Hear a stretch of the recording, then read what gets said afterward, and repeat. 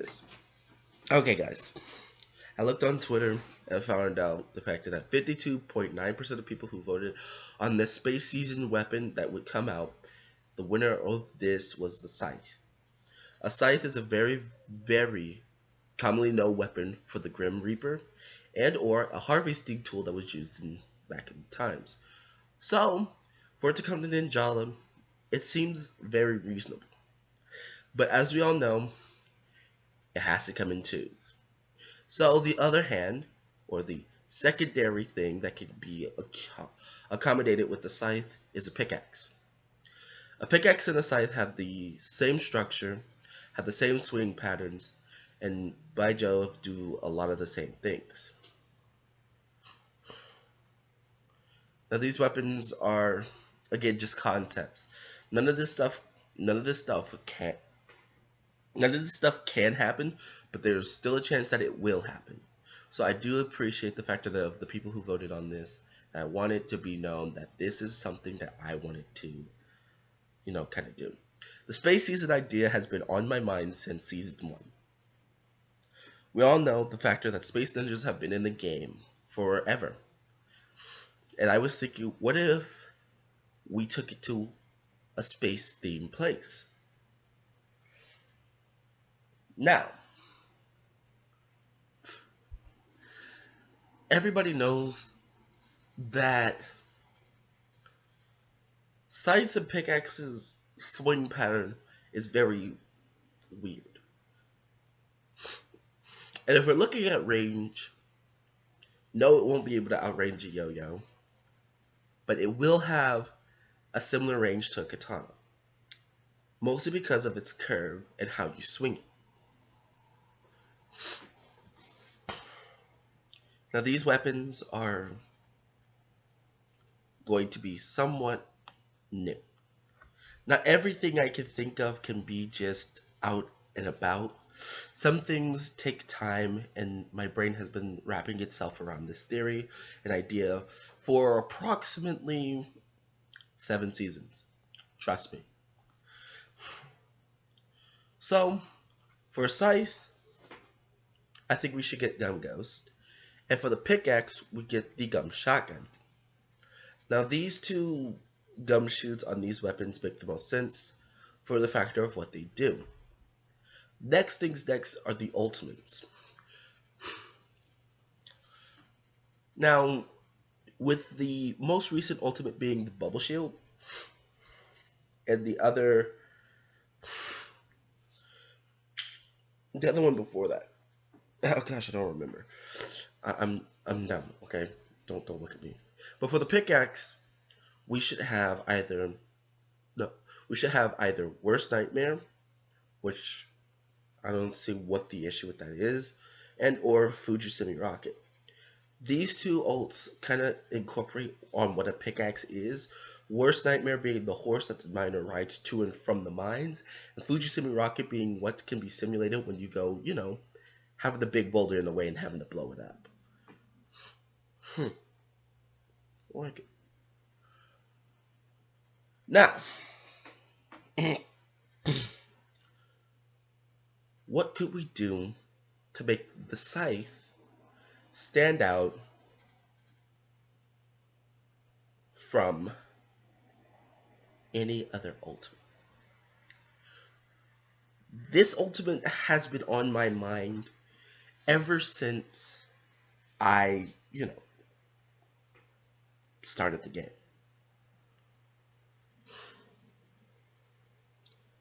I want the scythe to have something that I want to call Gum Pillar. Now, what could I mean by this? It's very, very simple. If you played the chapter 1 fight for Loco Soda, ever so often there's an attack that happens where a pillar of gum kind of comes down from the sky. Now, this could be an amazing ult for the scythe, for the simple factor of you strike the ground and then the pillar comes up in a set distance away from you, aka in front of you, able to damage drones and players. Now it's not gonna insta kill them. No, no, no. It will approximately do half their HP. Why do I say half? Because of the factor that the charge time is not gonna be too slow. It's not gonna be too slow. Goodness gracious, I'm bad at this. I'll tell you that much. But I just think that that would work.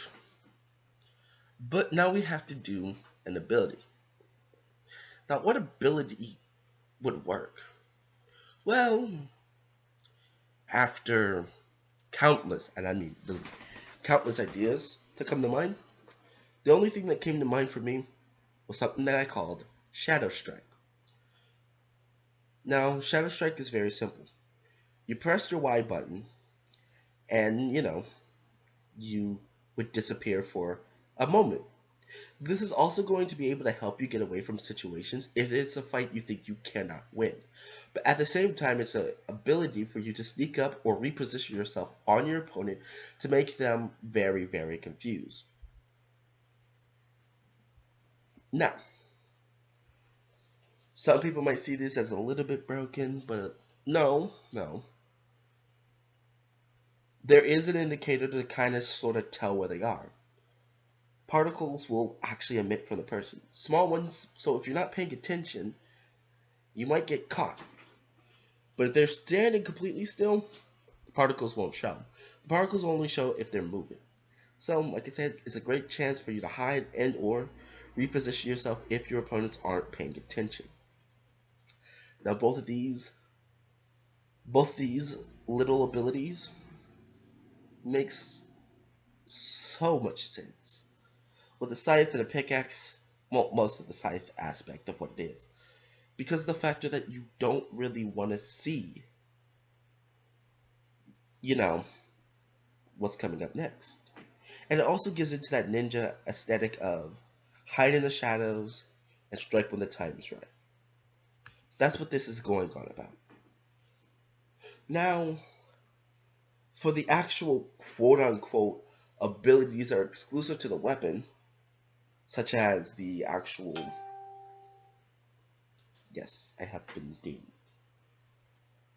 Oh, fuck.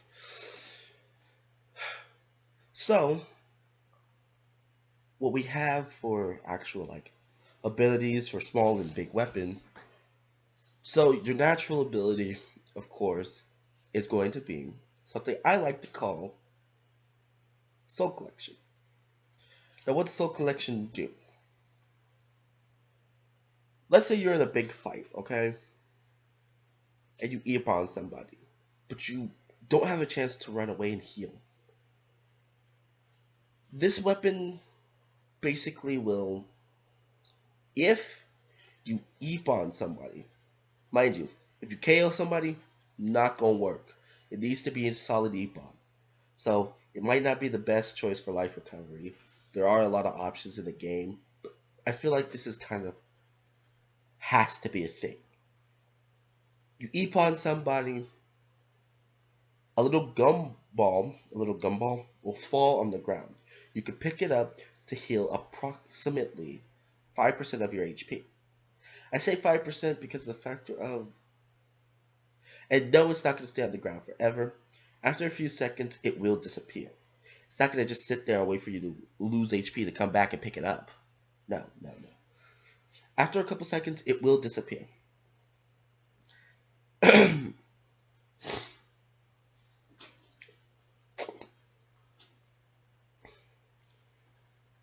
On the other hand, when you get big weapon, when you get big weapon, that soul collection will kind of sort of really ramp up. Now, with the secondary ability that we have for your big weapon, of course, with the big weapon, more damage, a little bit more defense, this, that, and the other. We all know that. But big weapon abilities normally come at a very, very stomachly cost. Well, not really. You just gotta get big weapon and then you have that ability. But I couldn't think of anything. I was pacing around my room for months, and then my head kind of just wrapped around the factor of the first ability was so nice. It comes with basically the ability to get life. So you have to find something that can better that first ability. So what did I do? Well, I called it Grand Harvest. Now, Grand Harvest is, again, one of the weird ones.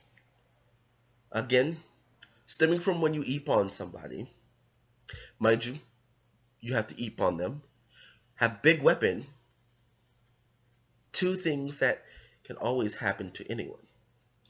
But you might be saying, well, these sound very nice, but I don't see the point of it. The second ability I was thinking of was that why not a weapon that could have the alt charge a little bit faster as a big weapon? And this kind of came to my ideas, and I was like, it works, but I feel like people would complain because the factor of faster alt charge equals more ults being thrown. But then my brain kind of tapped into the factor that first things first, you need big weapon. And if you're having a bad match, this ability really doesn't do much. And then my brain also realized that one of the quickest ults in the game, Potent Poison, needs you to break two drones and then you have the ult. We've tested it. Maybe it takes shorter if you have like certain cards and stuff. And Ninjutsu stock, eh. It doesn't really help the longer ultimates, such as Tenchi and all that. So, I was thinking maybe we can integrate a way to make that card more viable with this weapon. So that at the end of the day, I came up with this. You have big weapon and you eep on somebody. What could you do? Well, gumball drops to the ground, you restore your HP. Now, if you get three of those, and you have big weapon, mind you, if you get three of those, your ult will get a 50% charge. Now, hold on. I say 50% as a rough estimate. They may bump it down to 25%. I prefer 25%, but like I say, a lot of people that I conversate with on this topic wanted 50%.